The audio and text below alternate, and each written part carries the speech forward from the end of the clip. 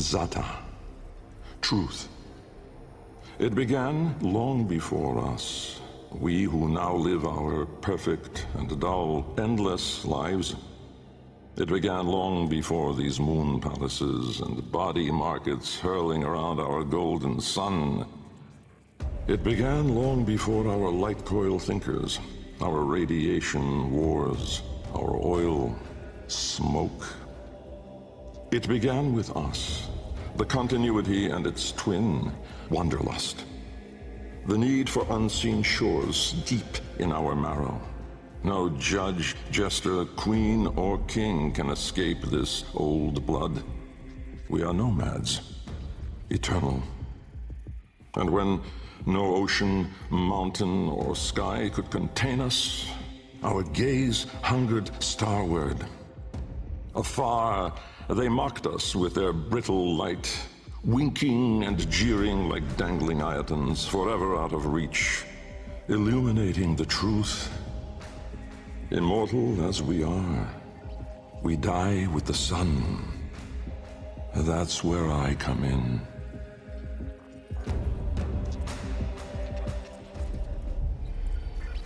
Jahu, form.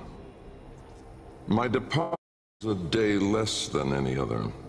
When I stepped inside the bell, I saw no crowd through its glass, no skeptical onlookers, no regal send-off.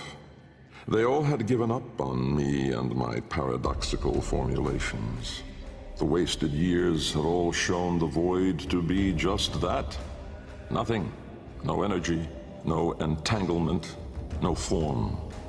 To spacefaring ambitions, a dead end. On the day, my laboratory was mostly vacant of witnesses, most of all of expectation. Only my sluggish attendants, my sagacious Kavat, Kalimos, and of course my daughter. I had raised her alone, but with inconsistent vigor. In those eyes, her mother's, I did see a terrible reflection of a man that did not exist. A brave and principled man about to make history. In truth, he was a void himself, an outcast, a joke, a nothing. Driven by my humiliation, failure had made me bitter and reckless. I would dive into the depths myself to prove them all wrong. I gave the signal. My daughter grasped the lever. Kalimos then belted out a desperate, rasping growl. But it was too late.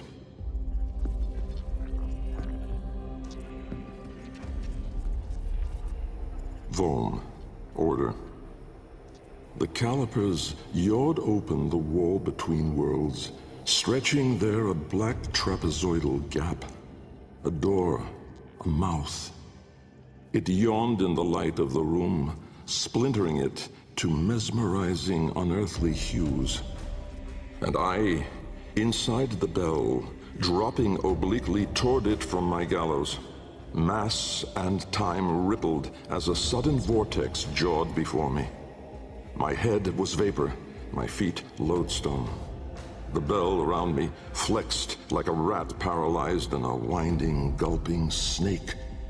I faltered in the awe of it, stumbling against the ceraglass, and with that shifted the bell's path through the wall. It grazed the caliper membrane, the edge of the door. No worldly edge was as thin, as sharp as could split even light. As the bell faintly grazed it, the ceraglass was all at once rendered like strips of flesh by Dax's blade.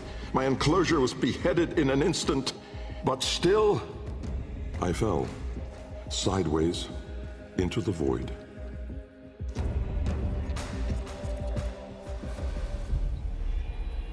Thas, chaos. Death was on me, I was certain. I was face down, eyes clenched, my heart pulsing the last of its seconds, and my lungs burning the last of its air. A sudden nostalgia gripped me. I grasped desperately for memory of a storm just past, the fumbling pitch of a child's song. Yet all these thoughts seemed to steal away from my mind like smoke through a vent. I would die empty. I then became aware of another sensation, physical, a web of pain, needles itching into my arm. At once I realized I was alive. Laying in the bell's shattered ceraglass, I groped the ground, warm stone, the floor of my laboratory. So, I had never left. And so, I had failed. Again. I heard a crunch alongside me. Someone stepping through the shattered glass. With great shame, I gasped and rose my head to face my daughter above me. But as I opened my eyes, it wasn't her. It was me.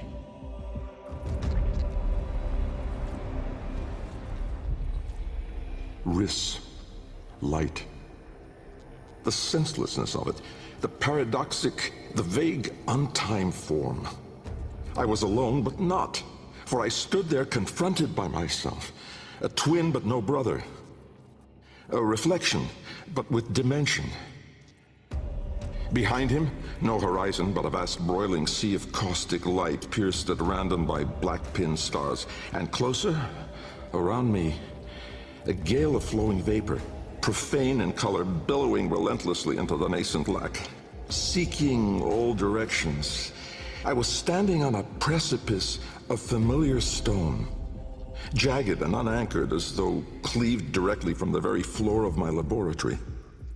I wondered at the vapor's path, smoking outward more, leaving behind now the walls, the filigree gold, the rare cuts of marble from my home.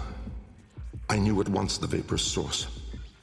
I turned away, back toward the wall, the trapezoid I had yawed into it. Vapor erupted inward at the gap, but not just from there. For as I rolled my eyes back, I saw the same. A great steam of scintillation smoking out from my skull.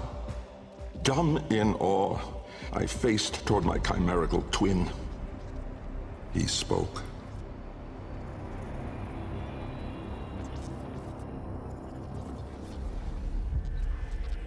Kra, time.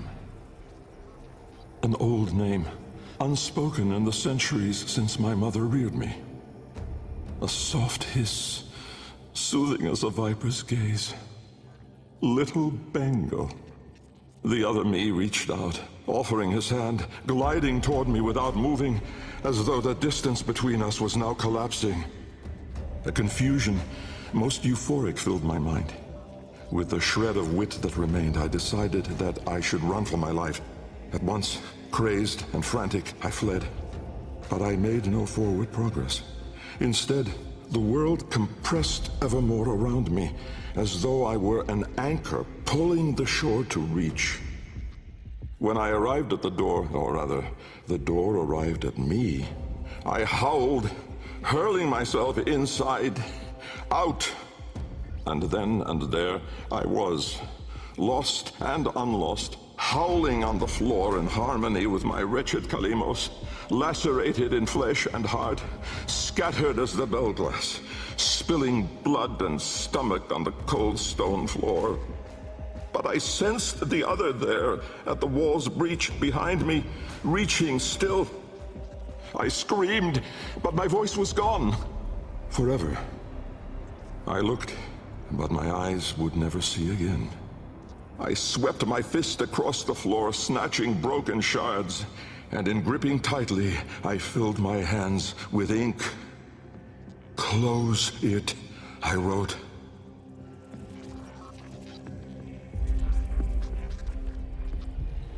Netra. Decay. Time, to us, is all but conquered. Our sacred kuva moves us on to new skin. We numb to our daily, yearly trifles, and remedy those memories that bring lasting misery. With all our misdeeds, our excess, our indignity, we are haunted by nothing.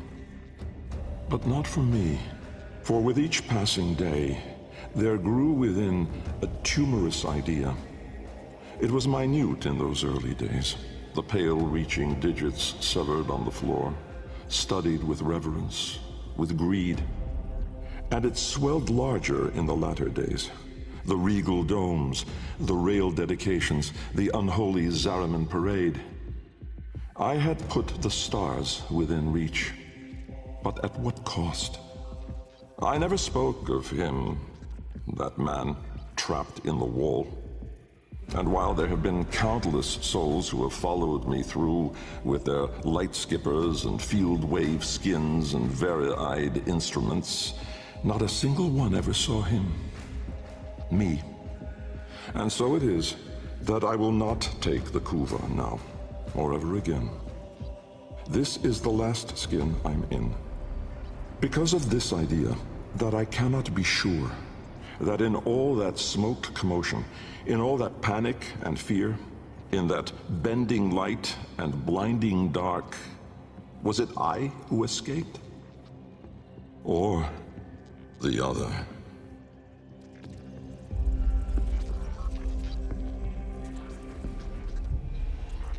Lok, void. From brooding gulfs are we beheld by that which bears no name.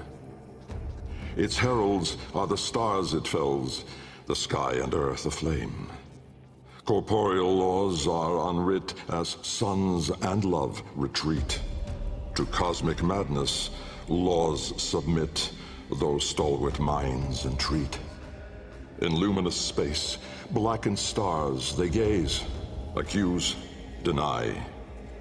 Roiling, moaning, this realm of ours in madness lost shall die.